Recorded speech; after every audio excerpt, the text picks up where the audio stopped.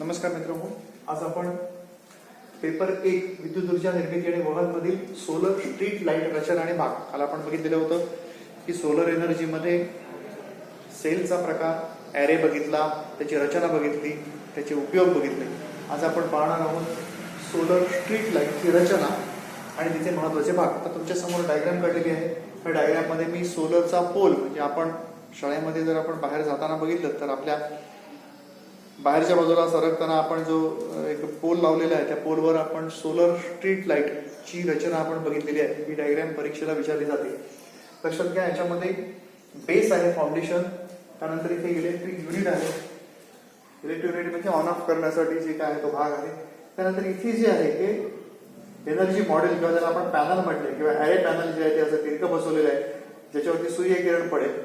Modular interconnection म्हणजे त्याच्याकडून बॅटरीला supply येतो, पॅनलकडून बॅटरीला सप्लाय येतो, बॅटरीकडून मग इन्व्हर्टरच्या माध्यमातून बल्बला सप्लाय जातो. जंक्शन बॉक्स आतमध्ये बसवलेला आहे, मध्ये पोल उभा केलेला आहे, खाली फाउंडेशनला बेस आहे. अत्यंत साधी आणि सोपी सर्किट डायग्राम. 3 मार्काला बोर्डाच्या प्रश्नपत्रिकेमध्ये येणारा प्रश्न आहे. आता लक्षात घ्या, याच्यापासून विद्युत निर्मिती कशी केली जाते हे आपण सोलर प्रकारामध्ये आपण शिकलो. याचे फायदे कोणते आहेत लक्षात घ्या. सोलर एनर्जीचे, सोलर एनर्जीमध्ये कच्चं साहित्य म्हणजे सूर्यकिरण मुबलक प्रमाणात उपलब्ध असतो. मी तुम्हाला अगोदर सांगितले, सौर ऊर्जा ही मोफत मिळणारी ऊर्जा आहे. तिच्यापासून आपण भरपूर प्रमाणात ऊर्जा घेऊ शकतो आणि त्याच्यापासून विद्युत निर्मिती करू शकतो, म्हणून तिचा हा एक महत्वाचा फायदा आहे. त्यानंतर धोक्याच्या किंवा अन्य जागेमध्ये सुद्धा आपल्याला कुठेही वापरता येतं, म्हणजे अडचणीच्या जागा आहेत किंवा काय अशा ठिकाणी सुद्धा आपण याचा वापर करू शकतो. प्रदूषणासारखा धोका असत नाही. याच्यामध्ये आता आपण सगळं बघितलं, याची रचना बघितली, कार्य बघितली, याचे महत्वाचे भाग बघितले. याच्यामध्ये कुठेही आपल्याला प्रदूषण, धूर, राख निर्माण झालेली कुठेही दिसत नाही, त्यामुळे हे प्रदूषण मुक्त आहे. हे झाले 3 ह्याचे फायदे. तोटे कोणते आहेत लक्षात घ्या. तोटेमध्ये ढगाळ वातावरण जर असेल किंवा पावसाळी वातावरण जर असेल तर आपण सोलर एनर्जी म्हणजे सूर्य नसतो पर्यायाने, आणि सूर्य नसला की आपण त्याच्यापासून एनर्जी निर्माण करू शकत नाही. तिचा उभारणीचा आणि देखभालीचा खर्च जास्त असतो. आपल्याला माहिती आहे बॅटरीचा खर्च जास्त आहे, पोल उभा करायला गेलो तर खर्च आहे, त्याचा पॅनल आहे, त्याची उभारणी कंपॅरेटिव्हली इतर याच्यापेक्षा जास्त असते. आणि सर्वात महत्वाचं म्हणजे घरगुती वायरिंग वापरासाठी खूप खर्चिक असतं. म्हणजे घरगुती जर तुम्ही वापरायला गेला तर खर्चिक आहे. लक्षात ठेवा, त्याचा फायदा जसा आहे जसे त्याचे तोटे पण आहेत.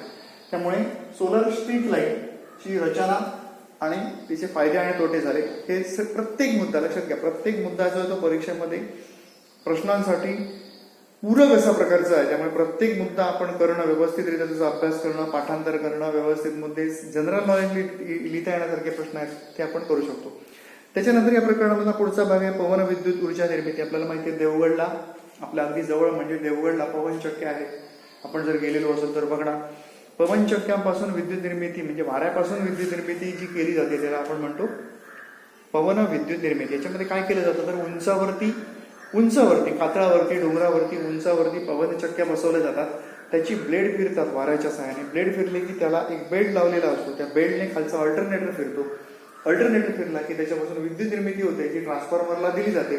आणि ट्रान्सफॉर्मरकडून स्टेप अप करून किंवा स्टेप डाऊन करून, जर जास्त असतील तर स्टेप डाऊन करून, ती पुढचं जे लोड सेंटर आहे म्हणजे जनरेटिंग स्टेशन पासून खाली जिथे ट्रान्सफॉर्मर वगैरे बसवलेले असतात, जिथून लोडला पुढे सप्लाय जातो त्याला आपण म्हणतो लोड सेंटर. अशा ठिकाणी तो सप्लाय जातो, त्याला लोड सेंटर म्हणतात. तिथपर्यंत तो जो प्रवाह आहे तो प्रवाह वाहून नेला जातो. पवन विद्युत ऊर्जा निर्मितीचे महत्वाचे घटक कोणते? 3 मार्काचा प्रश्न, पुन्हा फक्त नावं लिहायचे आहेत. लक्षात घ्या, स्टील किंवा सिमेंटचा टॉवर त्याला लागतो, टॉवर खाली लावला पाहिजे. दुसरं म्हणजे विंड टर्बाईन. विंड टर्बाईन म्हणजे वाऱ्याने फिरणारं जे टर्बाईन असतं त्याला ब्लेड लावलेली असतात. आपण बघितलेलं आहे, या प्रकारे असतो.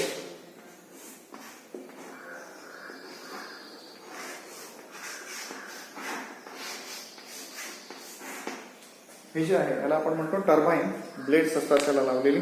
त्यानंतर रोटर ब्लेड, ही झाली रोटर ब्लेड म्हणजे फिरणारी ब्लेड्स आहेत, वाऱ्याच्या सहाय्याने फिरतात. त्यानंतर गिअर बॉक्स असतो. गिअर बॉक्स म्हणजे आपल्याला माहिती आहे जेव्हा तुमचा बेल्ट खाली येतो त्या बेल्टला म्हणजे अल्टरनेटरला फिरवण्यासाठी आपण तो वापरतो. जनरेटर असतो, ते फिरल्यानंतर जनरेट होतं ज्याला आपण अल्टरनेटर म्हटलंय. त्यानंतर ब्रेक्स असतात. तर तुम्हाला समजा हे थांबवायचं आहे, जनरेशन आता नको आहे मला, तर ह्याला ब्रेक असतो म्हणजे ब्लेड पण फिरणार नाही, लॉक होऊन राहणार. वारा जरी किती आला तरी सुद्धा ते लॉक स्थितीत राहतं, त्याला आपण ब्रेक म्हणतो. दिशादर्शक असतो म्हणजे वारा कुठून येतोय हे दर्शवणारा. वारा जर फिरला तर काही रोटेटिंग टॉवर आहेत, रोटेटिंग किंवा फिरते प्रकारचे असतात, त्यामुळे ज्या दिशेने वारा येतो त्या दिशेला आपल्याला तो वळवता येतो आणि त्याच्यापासून विद्युत निर्मिती करता येते. आणि कंट्रोल युनिट आणि ट्रान्सफॉर्मर म्हणजे तयार झालेली, मी आता सांगितलं, तयार झालेली विद्युत ऊर्जा जी आहे त्याच्यावरती कंट्रोल ठेवला पाहिजे, नियंत्रण ठेवला पाहिजे, जसे ट्रान्सफॉर्मर पाहिजे वगैरे वगैरे पाहिजे. ती सगळं साधनं जी आहेत त्याला आपण कंट्रोल युनिट म्हणतो. हा मुद्दा परीक्षेला इथपर्यंतच आहे, म्हणजे बोर्डाच्या प्रश्नपत्रिकेमध्ये किंवा पुस्तकामध्ये इथपर्यंतच आहे. आपल्याला सिलेबसमध्ये त्याचा फायदा तोटे वगैरे आपल्याला नाही आहेत, त्यामुळे लक्षात घ्या.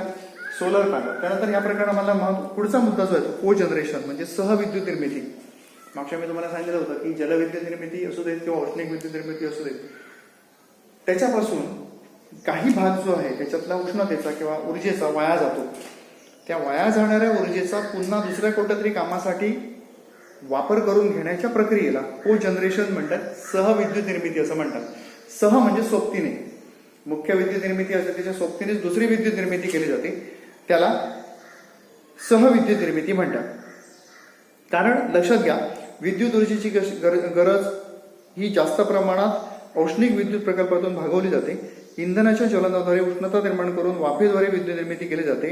या विद्युत निर्मिती प्रकल्पाची क्षमता खूप कमी असते आणि म्हणजे ती 35% असते, आपण अगोदरच शिकलो. कारण अशा प्रकल्पामध्ये प्रत्यक्ष इंधनाचा ज्वलनयुक्त होण्याचा उष्णतेचा 2/3 भाग हा प्रकल्पामध्ये वापरले जाणारे पाणी, सभोवतालची हवा, प्रकल्पाची यंत्रणा यामध्ये वाया जातो. परिणामी 30 ते 35% ऊर्जेचे विद्युत ऊर्जेत रूपांतर होते. यातील 10 ते 15 विद्युत शक्ती जनरेशन आणि डिस्ट्रीब्युशन मध्ये वाया जाते. म्हणजेच प्रत्यक्ष ऊर्जेचा खूपच कमी भाग वापरला जातो. आपण हे वाचून आपल्याला समजेल की जी काय टोटल निर्मिती होते त्याच्यातली फक्त आपण 15% वापरतो, कारण इतर भागांसाठी ती इतर भागांच्या ह्याच्यामध्ये ती खर्च होते. आणि ती खर्च झालेली जी आहे ती खर्च झालेल्या एनर्जीचा पुनर्वापर झाला पाहिजे, म्हणून जे आपण जो प्रकार करतो त्याला आपण म्हणतो सहविद्युत निर्मिती म्हणजे को जनरेशन. आता को जनरेशनचे पुन्हा परत 2 प्रकार पडतात, एक टॉप सायकलिंग आणि बॉटम सायकलिंग. म्हणजे टॉप सायकलिंग आणि बॉटम सायकलिंग असे को जनरेशनचे मुख्य 2 प्रकार पडतात. को जनरेशनचं तत्व काय आहे? एकाच प्राथमिक इंधनाच्या ज्वलनापासून निर्माण होणाऱ्या ऊर्जेचे आवश्यक त्या औष्णिक आणि विद्युत स्वरूपात रूपांतर करून उपयुक्त ऊर्जा जास्तीत जास्त वापरणे. म्हणजेच काय, तर समजा एखादा प्रकल्प असा आहे की औष्णिक विद्युत निर्मिती तो पासून आपण तो बनवतो, तर तयार झालेला उष्णतेचा वापर एका बाजूला टर्बाईन गरम करून त्याच्यापासून विशिष्ट प्रकारचा रस गरम करून त्याचा वापर वेगवेगळ्या प्रक्रियेमध्ये होतो. उदाहरणार्थ साखर कारखान्यामध्ये जर समजा आपण हा प्रकल्प उभारला, तर साखर कारखान्यामध्ये एका ठिकाणी आपण जनरेशन इलेक्ट्रिसिटीचं करू शकतो आणि दुसऱ्या बाजूला आपण टर्बाईनला उष्णता देऊन उसाच्या रसाला उकळवण्याचं काम आणि त्याच्यापासून साखर बनवण्याच्या कामामध्ये त्या उष्णतेचा म्हणजे वाया जाणाऱ्या उष्णतेचा वापर करून घेऊ शकतो. ह्याला आपण म्हणतो सहनिर्मिती. इथे आपण काय करतो लक्षात घ्या, उष्णता निर्माण होते, ज्याच्यातली पण थोडी उष्णताची आहे ती फक्त आपण प्रवाहासाठी वापरतो. उरलेली उष्णता जी वाया जात होती तिचा वापर आपण तुमचं बॉयलर गरम करण्यासाठी, टर्बाईन फिरवण्यासाठी आणि त्या प्रकारच्या तिकडच्या इतर ज्या काही प्रोसेस आहेत, पंप चालवण्यासाठी त्या इतर ठिकाणी केला जातो. थोडक्यात उपलब्ध ऊर्जेचा औष्णिक आणि यांत्रिक ह्या दोन्ही घटकांमध्ये जास्तीत जास्त उपयोग करून घेण्याच्या प्रक्रियेला आपण को जनरेशन असं म्हणतो. तेव्हा लक्षात घ्या, आज आपण काय शिकलो त्याच्यामध्ये आपण सोलर स्ट्रीट लाईटची रचना बघितली, सोलर स्ट्रीट लाईटचा वापर कसा केला जातो, कुठे उपयोग केला जातो ते आपण बघितलं, सोलर एनर्जीचं सोलर स्ट्रीट लाईटचं कार्य बघितलं, सोलर स्ट्रीट लाईटचे महत्वाचे भाग आपल्याला माहिती आहे. आणि त्यानंतर आपण बघितली पवन विद्युत ऊर्जा निर्मिती. पवन ऊर्जा निर्मितीमधले महत्वाचे घटकच फक्त पुस्तकामध्ये आहेत, त्याच्या बाहेरचा सिलेबस परीक्षेमध्ये तुम्हाला काही येणार नाही. त्यामुळे लक्षात घ्या की त्याच्यातले महत्वाचे घटक आणि त्यांची नावं ची यादी तुम्ही बनवली की तुम्हाला मार्क मिळून जातील. त्यानंतर आपण पुढचा भाग जो बघितला तो सहविद्युत निर्मिती म्हणजे को जनरेशन.